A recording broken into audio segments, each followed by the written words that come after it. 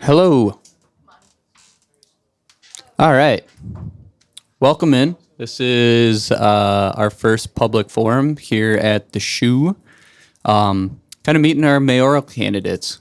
Today we have Dr. Jess Garcia and Benjamin Zastro coming in, just to get to know who they are and maybe learn a little bit about their vision for Rochester. Kind of the way this is going to go is people have submitted questions to me. If you have a question, feel free to walk over here. I'm sitting in the corner. Some of you can't see me, but you'll find me. It's not a big place. Come ask a question to me, and I will ask it to the candidates. We are going to start with about 7 minutes per candidate to kind of introduce themselves and explain who they are, what made them want to run for mayor. From there, the next 45 minutes, half hour to 45 minutes, is going to be going through some questions. Each candidate will have about 2 minutes to, we'll go 90 seconds. That seems more reasonable. We'll get more questions in that way. 90 seconds to answer each question. Feel free to pass on any questions you'd like if you want to have things keep moving. And we'll go back and forth like that for a while, and then those aren't free.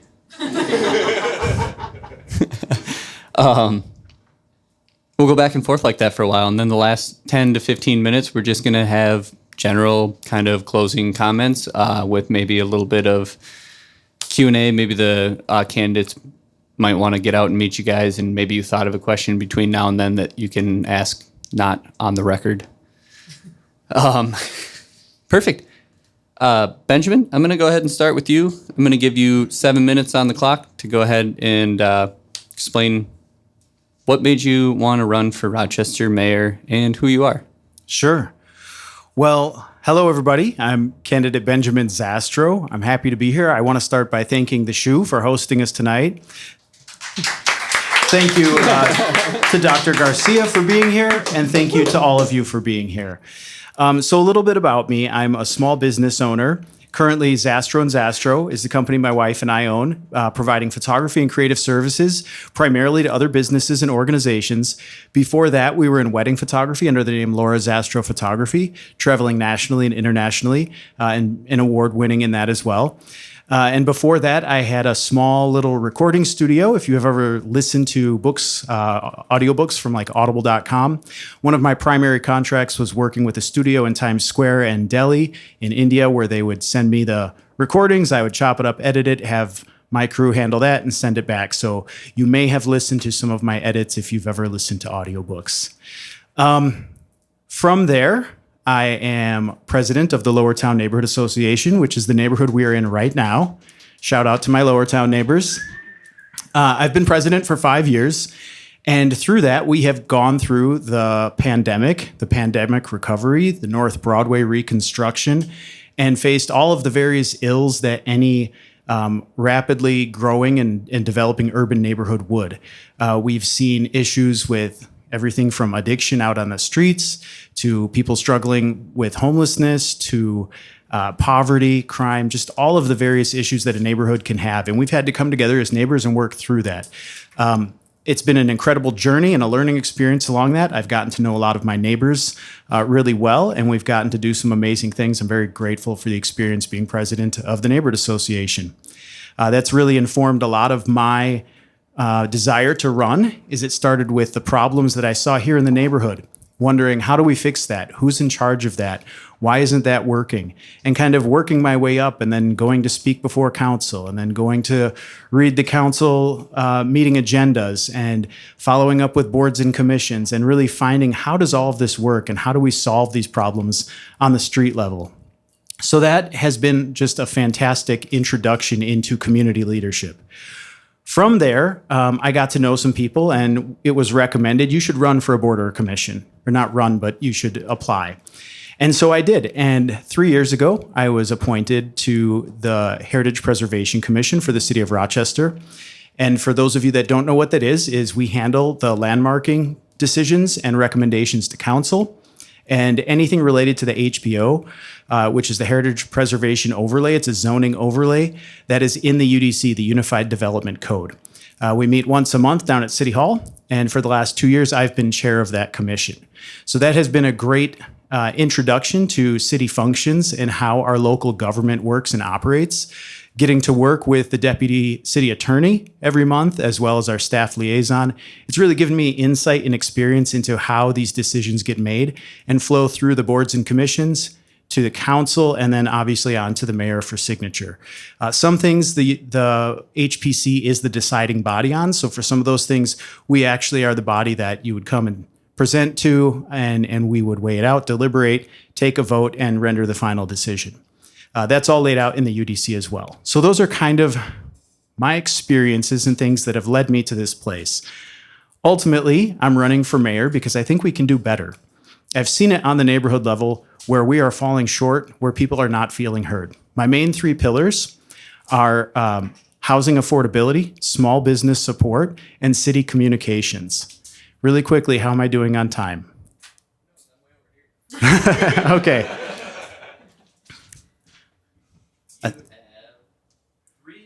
Oh, plenty of time. Okay. It feels faster when you're up here. So housing affordability is kind of a broad one. And I see that on the neighborhood level, really up close and personal. This is a neighborhood that's undergoing rapid urban development. With the North Broadway reconstruction, a fantastic piece of infrastructure, sewer, water, the road, the bike path, everything, it's outstanding. But we have to pay for that. And along with that, we expect BRT on this line at some point. So we upzone. So everything within a block on either side of Broadway here that was single family is now MXT. And depending on where we are on Broadway, it's MXT corridor or node. So going up to either 60 or 80 feet. The city wants to see big buildings here. Now that can be great. Density is great in the long run, but in the interim, it is causing displacement. Because we upzoned so rapidly, it is putting a lot of pressure on the people that live here. A lot of the people that live here are already in the lowest entry point for affordability. If you own a home here, you probably bought it 20 years ago, or even if you bought it recently, it's one of the most affordable homes that you could buy in all of Rochester. Your property taxes are going up to pay for this piece of infrastructure. It's putting a squeeze on the people that call this place home. If you're in an apartment or like next door here, this is probably one of the most affordable units to rent in Rochester. And same thing, the rents are going up. It's good to have development, it's good to have that growth, but it starts to put the squeeze on the people that call this place home. Along with that, you can have developers coming in to buy up the properties because it's so affordable and so attractive. That pressure means when a house goes up for sale, it's almost going to be certainly scooped up by an LLC rather than a young family moving in. So we are now, I think, over 70% rental rate here. Even if you go around Goose Egg and you see all these cute little homes, most of those are rentals. And the zoning has changed, which means they're collecting them and consolidating them until you can raise the block, like we see over here, to build a 60-foot building.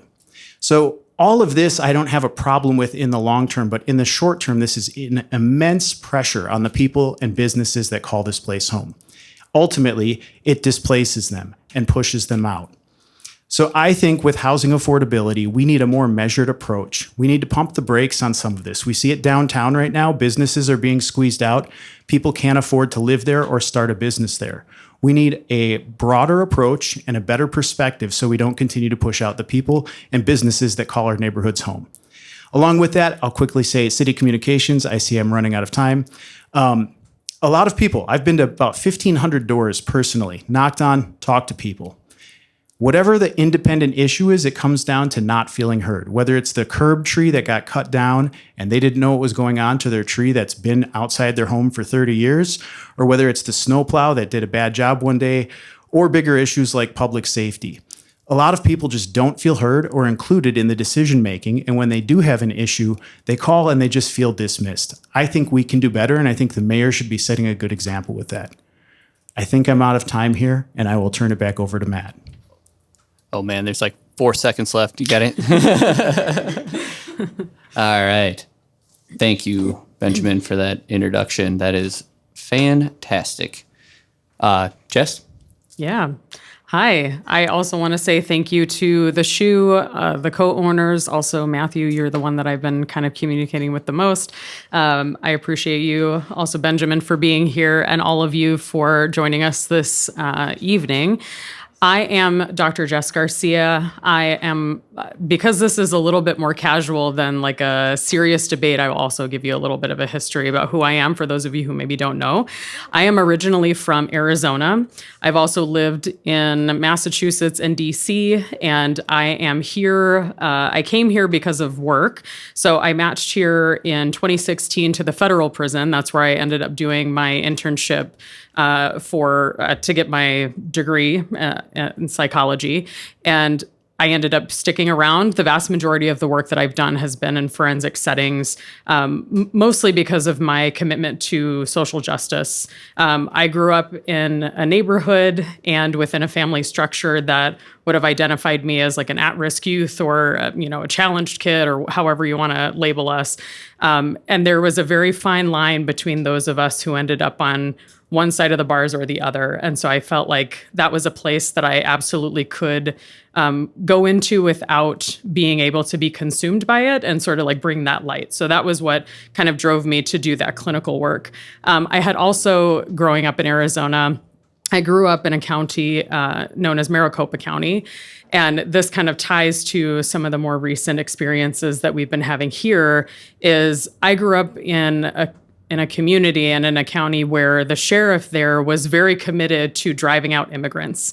And so immigration raids like we saw in the early months here of this year were not uncommon in the place where I grew up. And sometimes I would sit in classrooms and there would be children missing because either their families were taken or there was a fear or threat of their families being taken from their homes. And so growing into the person that I would eventually become, I also worked at the Arizona Attorney General's office. I was basically like a customer service hub for the entirety of the state. So if somebody had a complaint, I was the phone number that they got.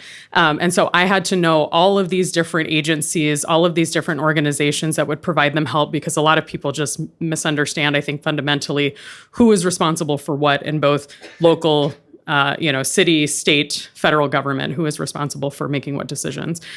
So I had to be able to offer these people both support on the phone, resources to get them what they needed, and connect them to something that was meaningful and that would get them where they wanted to go. And one of those things was what we called SB 1070 back then, which was our state deciding that it was legal to racially profile individuals. Fortunately, it got tied up in a bunch of legal knots and was never fully realized. But it essentially allowed for people to, like somebody like me, to look at someone and say, I think that they might not be from this country, call the police and have them picked up. And that if I didn't do that and someone else was watching me, let somebody who perhaps was undocumented slide, that they could call the police on me for not documenting or not asking for them to be picked up.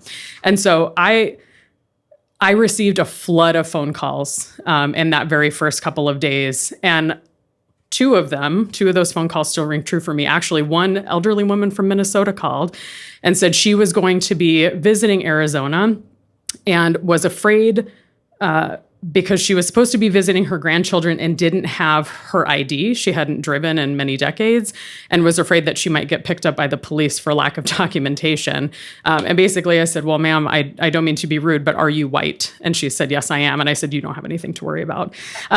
You'll be fine. And then the next person, a woman speaking very rapid Spanish, essentially was just asking me, like begging, pleading, please ask the Attorney General to fight for us. I still hear that woman's voice in my dreams. So I never thought when I moved here in Minnesota back in 2016 that I would be having those same experiences, which I absolutely was having in January, February, March. So when I think about why I'm running for Rochester Mayor is truly multifaceted, but one in which people recognize that the work that I do both clinically and in the community is truly in service of the people and to protect those that are the most vulnerable and or targeted. And so when when Mayor Norton decided that she was going to retire, a number of people came to me and they were like, you've got to do this, please. We need somebody who's going to be here and who's going to protect not just our rights, but like our physical space, our bodies, our livelihood. And you've shown that you can do that. So I was somebody who did work for the school board. That was kind of the thing that I championed on. Diversity, equity, inclusivity, accessibility, all of those things, those were the things that mattered most to me, and making sure that voices that routinely were not heard at the board table were heard. And so I was kind of a liaison for a number of communities of color to the board because they had lost some trust. So I have some experience there. So we're talking about, how people interact with their city government. There are a number of different reasons I think that I could continuously speak on why Rochester specifically matters to me, but I think it truly has been in the last maybe 6 months or so that even though I've lived here for a decade now, that I truly feel like I'm from Rochester. Like this feels like home. Every time other than this, it was like, well, I'm probably just going to go back home to either Massachusetts or Arizona because of the community that was built at that time. And so we talk a lot about like my platform, accountability, reliability, transparency, all of those things are kind of sprinkled throughout my story. And I think that the people of Rochester, I also believe that they deserve better. And I think that they need somebody who's not just going to say that this is the thing that they need and that this will be better. They need somebody who's actually going to champion for those things to occur every single day. And that they know that even though we're in a technically weak mayor strong city council system, that being in that space doesn't mean that there's no voice. And it doesn't mean that you can't affect change. And I think that the mayor is actually positioned pretty well to be able to affect change, especially where social justice issues are concerned, and making sure that everybody feels like they're safe and belong in this place. Perfect. Go ahead. Ooh. Yeah, I'm still on. That's great. Hey, thank you guys both for such a wonderful introduction to who you are and what makes you want to run for mayor of Rochester. Now we're just gonna jump into questions if we're good with that. Like I said, a minute and a half. We'll probably go question, back and forth in that manner, if that works. Some of these questions are in from other people and then just random questions as well. First question. In 2002, there was a cigarette inside ban on Olmsted County. If elected mayor, would you let us do cigarettes inside for one evening? No, I'm kidding. No, the first one is just going to be a little softball on just getting to know you. What's your favorite beverage? And what are a couple songs you've been listening to lately? We can start with Dr. Jess. Interesting. Let's see. What is my favorite beverage? This is going to sound very boring. I generally just drink water. And in terms of, I suppose, in a facility such as this one, if I'm going to drink anything, it's usually a paloma or like a less sweet version of a margarita. I also really enjoy gin and tonic, specific gins made in Ireland. I have family in Ireland, and so that's I like to be like a connoisseur of gin, I guess, in that respect. So what was the other question? What is my favorite drink and? Some songs you've been listening to. Oh, some songs that I've been listening to. I'm in my feminist rage era. So it's kind of a vast array of things. Like I would say all the way from like country to like heavy metal. One of the ones that I'm trying to think of what the name of the song is. Like Labor is one that I've been thinking about a lot. I would say there are a couple of other, like King Princess, I've also been listening to a bit. I could just probably go on and on. Maybe I'll sing for you guys later. I love it. Cool. And Benjamin, same question. I'm also a water person, but black coffee every morning. I do a pour over. That's kind of my thing. If I were in here in the evening, though, either an old fashioned or a nice ale. Yeah, but generally it's water all day long. Stay hydrated, folks. And then as far as a song, I don't have a specific song, but I think two artists that really inspire me and I really enjoy right now, classic going back for decades for me is Brother Ali. And then recently, Norman San. If you don't know him, look him up. Love it.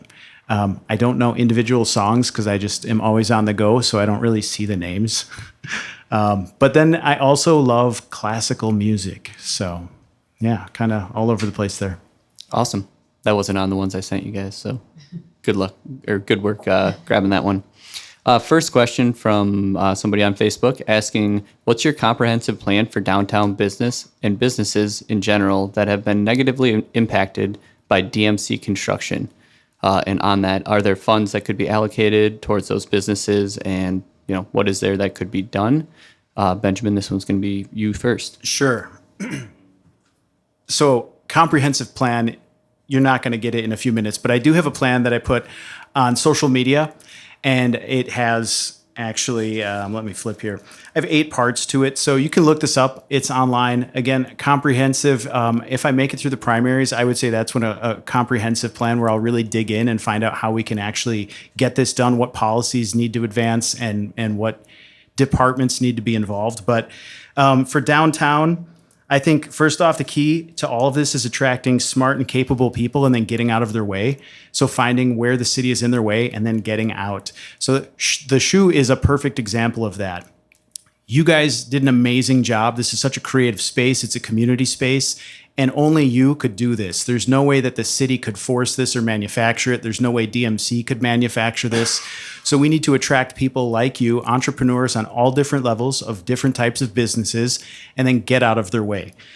And then from there, as far as what the mayor can do, I very briefly, regular mayoral town halls for the downtown community, using the ex officio seat on RDA for long-term strategies rather than short-term pumps. We have a lot of events that also create the traffic and parking problems we have downtown. So I would want to have long-term strategies rather than just quick events. As a DMCC board member, I would demand accountability from DMC staff and contractors regarding waste and failed projects such as Peace Plaza that we're repairing yet again. I would explore state-level audits for DMC and downtown TIF projects. Is that my timer? Okay. Well, there's more, and that's why I said you're not getting the comprehensive plan. There's plenty to it, but look it up online, and I'll develop it if I get through the primaries. Right on. Yeah, I also have, it's hard to give a fully comprehensive plan in 90 seconds. I would say one of the things that I would like to hone in on is the Economic Development Administration. So they advise the city council on the city's redevelopment, and they act as a liaison for, partners such as the DMC. I think one of the issues that we've already kind of touched on is how unaffordable it can be to run a small business here. And so to be able to leverage some of those connections is probably one of the things that we would need to do, I would say, across the board, not just in one decision or coming up with one vote or one plan. So since we can't, and one of the things about the city's redevelopment is that they are tasked with being responsible for creating a vibrant community. Well, we can't have a vibrant community if we don't have the community. So being able to being able to identify funds specifically for like catastrophes. So we do have contingency funds that are part of like the general fund. We have 60% of our city's budget goes toward like public safety.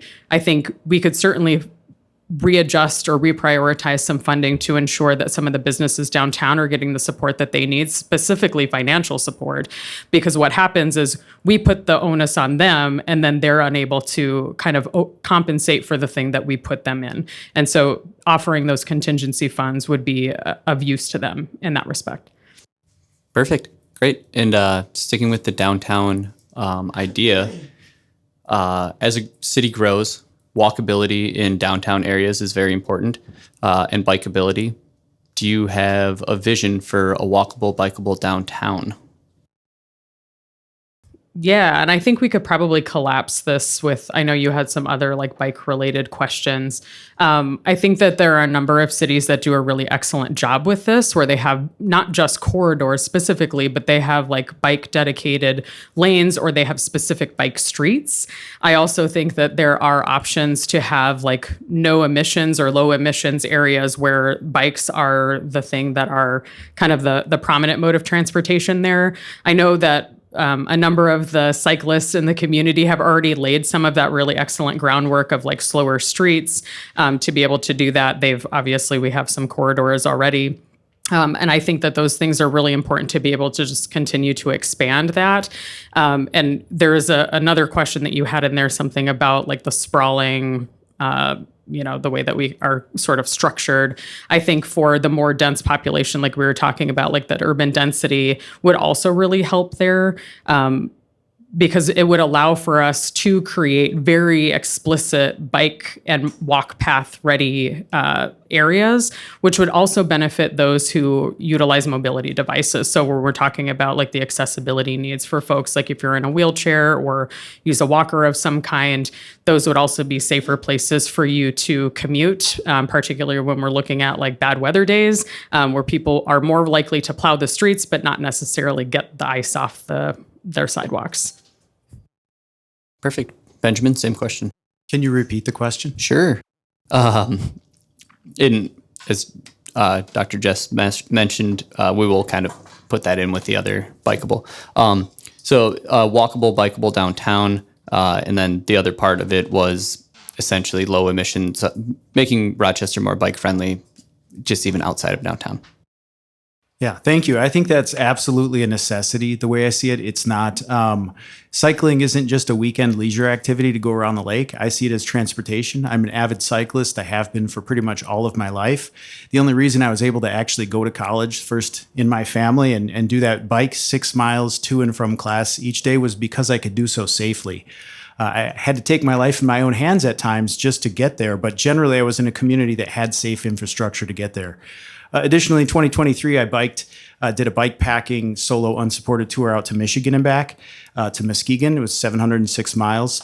So same thing along the way. When you almost get run over by a dump truck, almost get run off the road by a marked squad car, things like that, you realize how important it is to have safe cycling infrastructure. And for a lot of people in various stages of our life, that has been our means of transportation to have employment, education, go shopping, things like that. I think important step number one is having a mayor that understands that. And that's why I think I would be a great choice here is I get it on a very fundamental level. I also think that we can have continuity of infrastructure in mind from the very beginning. Right now, we have North Broadway, this fantastic cycle track that just stops and dumps you right off into Broadway. As we're pumping hundreds of apartments here, there are going to be more cyclists, and they have to go all the way down. The plan is to go 5 blocks down to 6th and then catch that. So I think continuity of infrastructure is going to be another key area there. Awesome. Dr. Jess mentioned this at one point, but the way Rochester is set up, it's a little more city council heavy. How do you envision working with the city council and getting through potential conflicts and making sure that you have a little bit of reign in that area? Benjamin, you're starting on this one. Sure. I think having a good working relationship is key. In my experience as neighborhood association president, we've had a lot of issues that I've needed help from the city.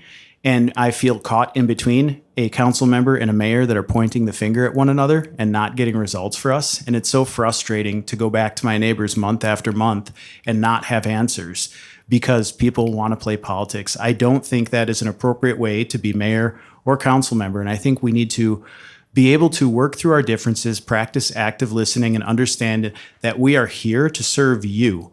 Not to advance our own careers or agendas, but really to get things done for the community. So being able to set aside one's ego and listen, or even admit you're wrong when the job needs to be done, I think is crucial. And I would really work to improve where we're at with that and not, argue or put the community in between myself and the council. Awesome. Dr. Jess, same question. I think as a psychologist, this just comes a little bit easy for me, or is something that I'm very practiced at.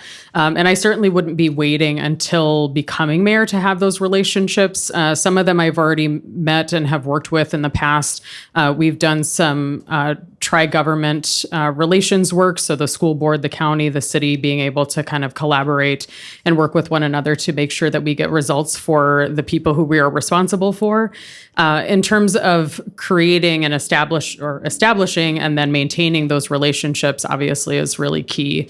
The idea that we are all working together, I think, is something that's really challenging for other people, because I think there is a lot of, like, even though it's technically a nonpartisan place, it doesn't mean it's apolitical. So we're not without politics, and being able to overcome some of those challenges is really necessary. So I would hold one-to-one meetings at minimum with each of the council members. I would also be able to or want to extend some of those other additional meetings for those that felt like they needed support. So as an example, we've got a number of people who are running against incumbents that are probably going to need a lot of support as well. And so ensuring that they have the tools that they need to be effective city leaders will also help us just provide continuity of care and services for the rest of the city. Wonderful. We got questions pouring in. This is great. I saw that. The one from the crowd here, some mayoral candidates continue to work full-time if elected. What is your plan? Dr. Jess, you're going first here. I will resign my position with the state. So I think that your mayor should be 100% full-time your mayor and not doing anything else. I work for the state full-time. I'm actually still working full-time right now as a candidate. I would be resigning my position effective at the end of the year, so that once I start essentially day one, I would be mayor. And I also want to articulate too that we do, at least through the state, they require us to do some of this conflicts of interest and some of the ethical pieces about, like, I had to ask essentially permission to run for office, and they get to tell me whether they think it's a conflict of interest or not. And if they do identify that it's a conflict of interest, then I get to choose whether to keep my job or continue running for the position. I was given the all clear that it is not a conflict of interest, and yet I still recognize, like, you can't do an effective job as a citywide leader if this is your side gig. Like, that's just not how this works in my mind. Yeah, same. It's a full-time job. Even just being a volunteer neighborhood association president could be a full-time job if somebody was so dedicated. I volunteer about 300 hours a year just to the neighborhood.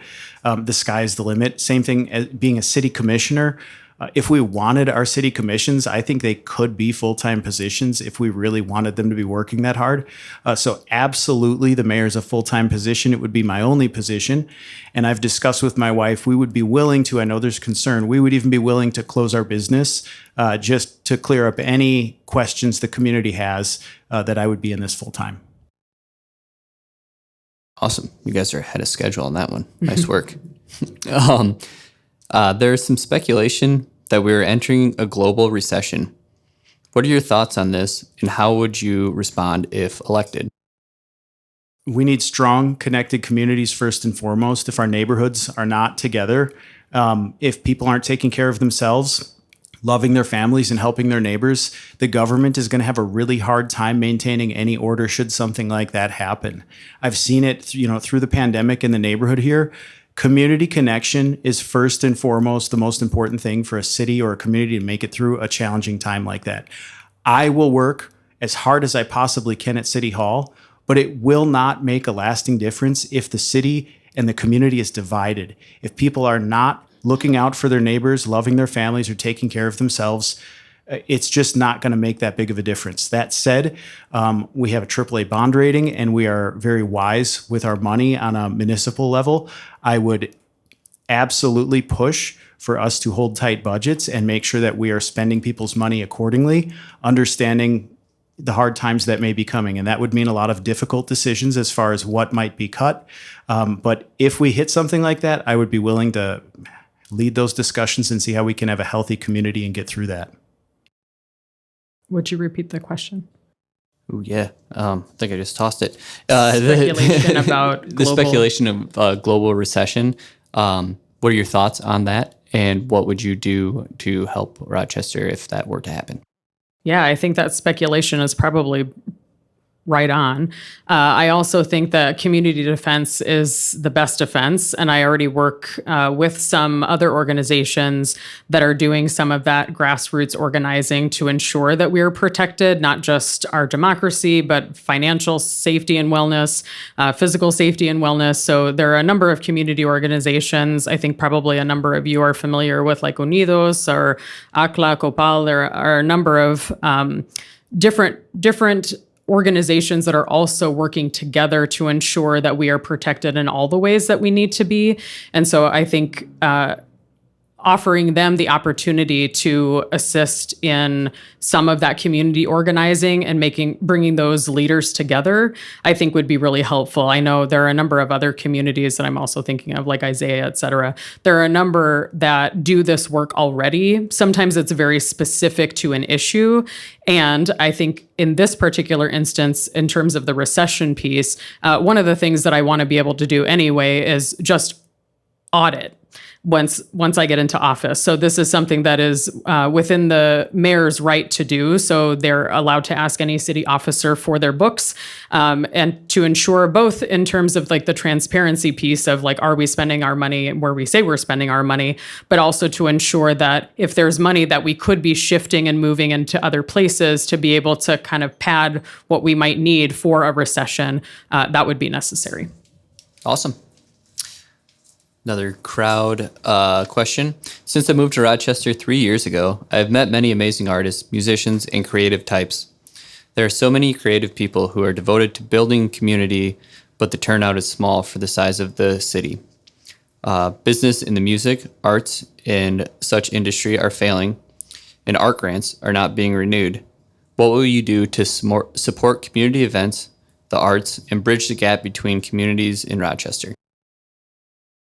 Is that a me again? Yeah. To start? Yeah. Okay. Oh, yeah. Yes. So again, I think this is like shifting in one respect, shifting priorities in our budget. So we spend about 60% on public safety. I think city governance, they get about 17%, et cetera, et cetera. And so all the way down to the things that make it fun and interesting to live here is about 10%. So I think we absolutely could be offering different and additional supports than we do to all of the creatives in town. We do also have somebody who's a number of people who are doing things like makerspace. And I know that, like Art Heads Emporium is an example. They often open up their space for others to use. Treat 'em, y'all are doing some good work. So being able to understand how often those things are happening also is helpful. And this is, to me, in my mind, the scheduling bit of this is like sometimes we're hearing from small businesses like they can't go out and support other artists because they're also working during the same time that all the other events are taking place. And so being able to maybe shift some of that the scheduling challenges there, but I would love to be able to bring more grant funding in for some of our artists. I'd love to be able to see all of their art all over the place anyway, but to also be able to bring in additional artists from outside so that there's like additional community collaboration. I know we did some external like artist design for one of the schools that we had opened a couple of years ago for their mascot, things like that. I really love to be a champion for those who are doing artistry work. Sorry, go ahead. And can I have you read it one more time for me? Yeah, I'm going to kind of make it a little shorter. Essentially, there is a lot of great artists and people in the music and art world here in Rochester. Art grants are not being renewed. What would you do to support that part of Rochester? Yeah, that's challenging.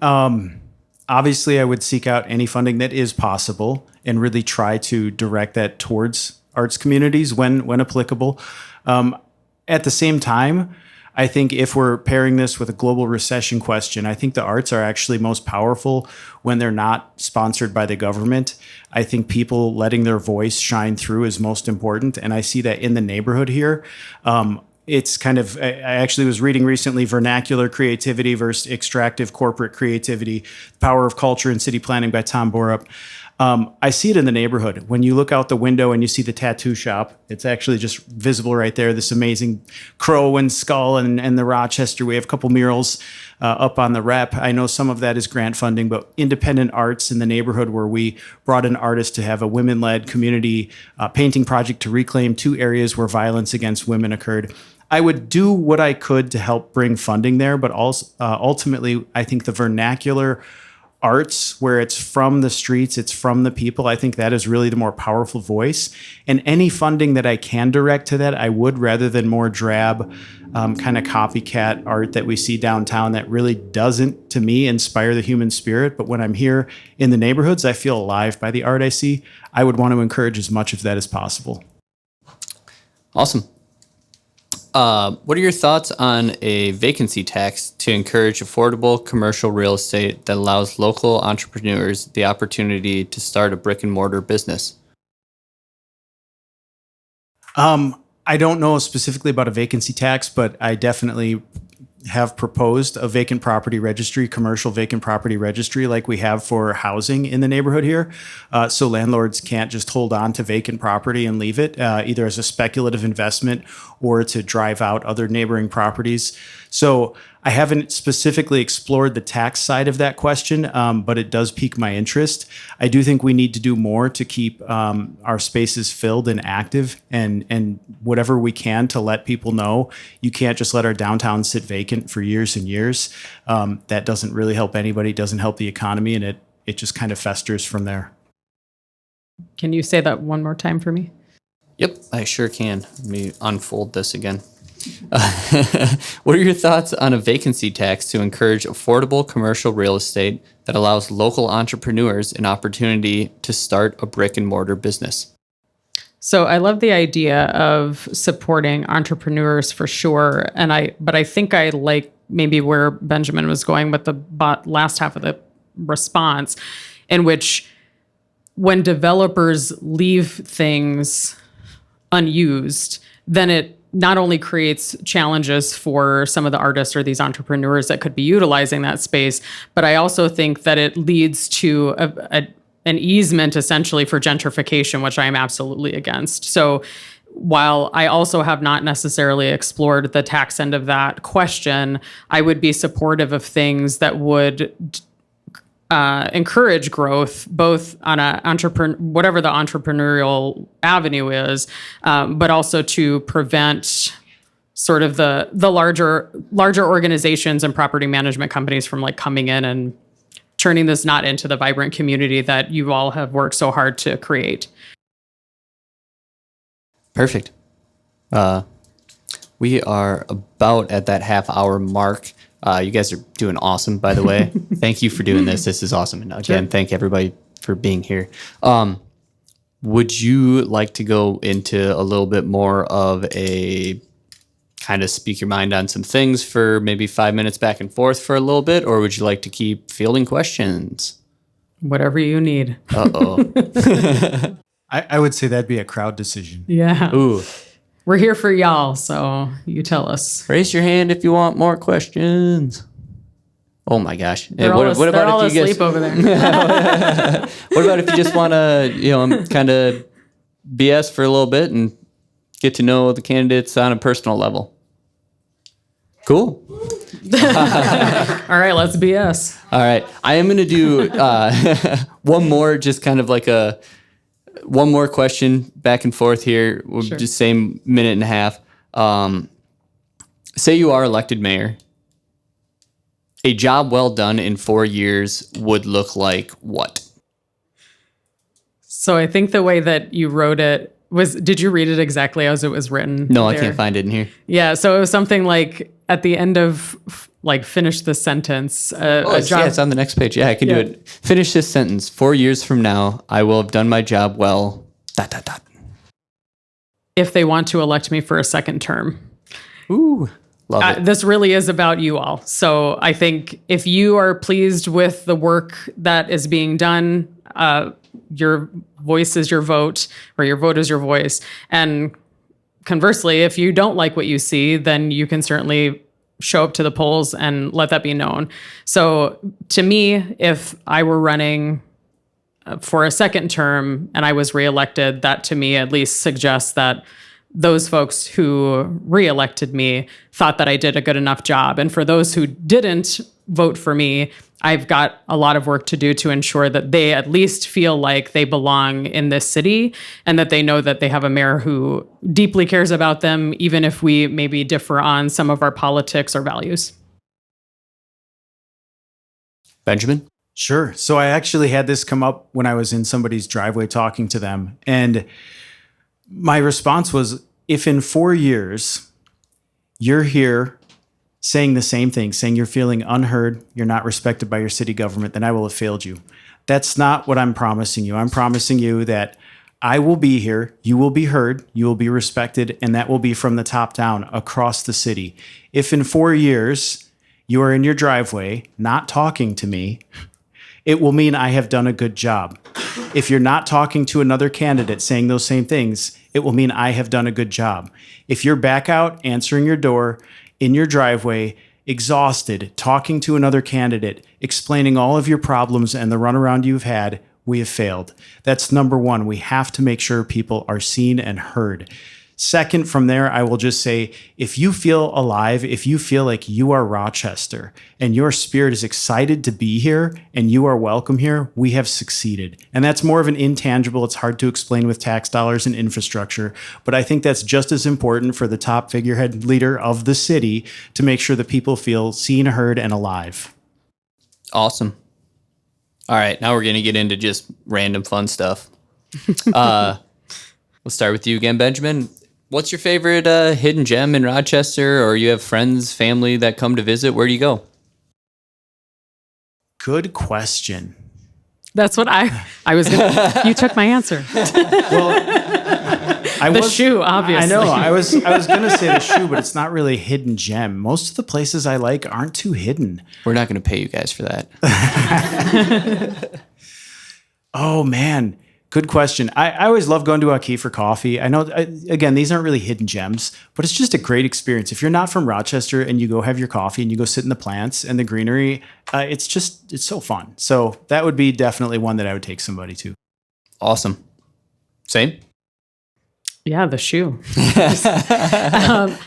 There are a number of places that I really appreciate in town. And I would say, even though I'm not much of a coffee drinker, I have done my fair amount of coffee drinking in the last couple of months.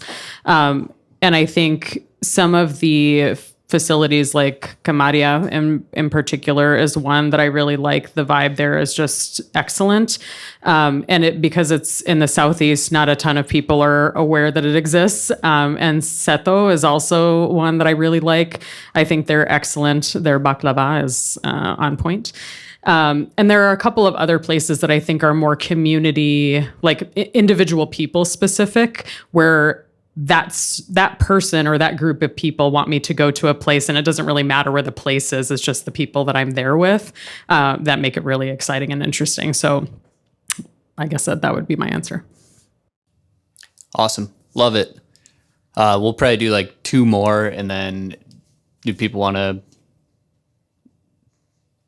toss it around with the candidates a little bit? Just let people mingle? Sure. Cool. Yeah, I know you guys both have things to go to. Let's see. You have a free Saturday staying in town in Rochester. What are you going to do? Besides sleep, I'm a very busy human being. Let's see. I guess it depends on the time of year. I live very close to RCTC, so there's never a shortage of like outdoor games like this time of year. So sometimes I just like to go hang out. I used to play soccer back in the day. I was also a softball player, so those are things that I really enjoy. I also like to go support like local artists. So if somebody's got a gig or there's an event or like an art opening or something to see, I really like to do that. I also am, even though I look really cool, like my hair obviously is awesome. I'm also a little bit nerdy too. So I love to go to bookstores. Like I can't walk by an independent bookstore and not go in and at least buy like $100 worth of books that I probably don't need. And then my TBR list is just like literally stacked up to my ceiling at this point. But there are so many things that I could do, especially in Rochester. But yeah, diadem books, I think, is kind of my new fave. Awesome. Benjamin, same thing. Free Saturday. What are we Yeah. doing? The trails. I love being outside. I'm a nature person, so I'll be out on the trails, walking, biking, running, just taking it in. If I'm going to go somewhere, coffee. I'm definitely a coffee person. The Rep is a great place to catch a show. They definitely punch way above their weight. If you haven't ever been to the Rep for a show, go check it out. It's usually small casts, and it's in this little building, and you don't expect much, but they are excellent. So probably hit the trails, grab a cup of coffee, and then go to the Rep for a show. Love it. This one, well, we'll do two more. What's a hobby you wish you had more time for? Any? All of them. Yeah. Biggest hobby, maybe. Cycling for sure. I just don't have the time that I used to. That's why I got that trip into Michigan a few years ago, as I knew it was like my last chance. I have 4 kids as well. So, any hobby, but cycling would be a big one. I used to love music and recording, like 15, 20 years ago. It really hurt to sell all that gear and close that chapter of my life. So if I had that time, that would be really fun to explore again. Love it. Yeah, also just like time for hobbies in general. I'm a former musician, I guess I say. I haven't played in a really long time, but that is something that I would really like to get back into. I played a lot of brass growing up. I was in marching band, so I was a band geek. I played the tuba because I was cool in high school. And I play, I've got a Celtic lap harp, I've got a tin whistle, I've got a couple of things at home. It's just being able to sit down and have the time to dedicate to that is always a challenge. But I also would love to get back into community theater. So that would be one thing that I would do if I was not elected. That would be something that I would like to absolutely lean into. Before I decided to become a clinical psychologist, I really wanted to be on Broadway. So that was my calling when I was a young child. So fun. You guys both mentioned books. What's the most recent book you read, or the most recent book that you really, really loved? Ooh. I'm reading right now An Inconvenient Cop. So I don't want, no spoiler alerts, spoiler alert. I don't want to tell you any of the details. Thus far, it's been kind of an interesting read, but most of what I like to read, I guess, it shifts. So I do a lot of LGBTQ2IA plus, whatever, fantasy. I love sci-fi fantasy. But I used to be more of a nonfiction reader. So I'm kind of trying to pull back in the other direction to do a little bit more fiction genres. I also am, for me, I guess, I'm writing more than I'm reading these days. So I've got a little sapphic, gothic, Victorian novel that's going on. I wanted to make it a novella, but it got so juicy that I was like, I got to keep going. So that's kind of where I am right now. And then I also started one, who knows if I'm going to finish this, but it's basically the gay version of Lord of the Rings / Game of Thrones, just mashed together. So also, if I don't become mayor, hopefully I'll be a bestseller. That would be great. Benjamin, same question. Yeah, so recommended by Renee Halassi, the executive director of Our Neighbors, was The Power of Culture in City Planning. So that one has been great, but also I am a huge audiobook person. As I mentioned, I used to help produce them. So I don't know why it popped into my head, but recently I was like, there was that Obama book, and I was too young, so I just cruised through The Audacity of Hope. It was kind of weird and fun. But there were so many poignant observations that I feel still hold true today, even 20 years later. So that was kind of weird, but fun to go through. And then I also just, whatever is recommended sometimes, if I'm out on the trails, I'll just let the next one play. So I end up with some pretty interesting recommendations that come up. That's awesome. We can give a couple minutes for closing remarks if you'd like. Otherwise, we can just kind of mingle. Your call. Sure, why not? Thank you all for being here. I am really excited. We have 8 candidates running for mayor, and to me, I think that is excellent for democracy. We've come a long way, if you remember 4 years ago, from cannons. We have a lot bigger ideas, a lot more, I think, higher level discourse. And I think this is an excellent year to be plugged into local politics. I would love to see this happen on every level next time. I would love to see our city council races full, our county commissioner races full. So please, millennials, if your doctor's telling you it's time for bifocals like they told me, we're old enough to run for office now. So please get involved, learn what's going on in the community, and find a way that you can start to have an impact right now. I guess otherwise, thank you all for being here. To anybody watching online or watching this after the fact, thank you. I hope you enjoyed it. Closing remarks. Yeah, I'll keep mine short and sweet. Also, thank you to everybody here, and thank you for the invitation. It was wonderful and lovely to be in this space. This is the first time that I've been here, so I will definitely be coming back. And if you are interested or you liked what you heard tonight, if you have any interest, I've got some literature on the table over there. There is a QR code, so if you want to follow me on the socials, if you're not already doing that, I'm at Dr. Jess Garcia, pretty much for everything. And then drjessgarcia.com for my website. We've got lawn signs if you want one. And some of the contact information is on the website too, if you want to just reach out and check in with me or learn more than you got from me tonight, that would be great. I also am doing an AMA on Reddit on Friday at 6. So if you're in the Reddit space, you can go ahead and pepper me with your questions there. I have a feeling that it'll take probably more than the 2 hours to answer everything. So I will follow up with responses after the fact. So thank you, and vote for me on August 11th. Love it. Thank you guys so much.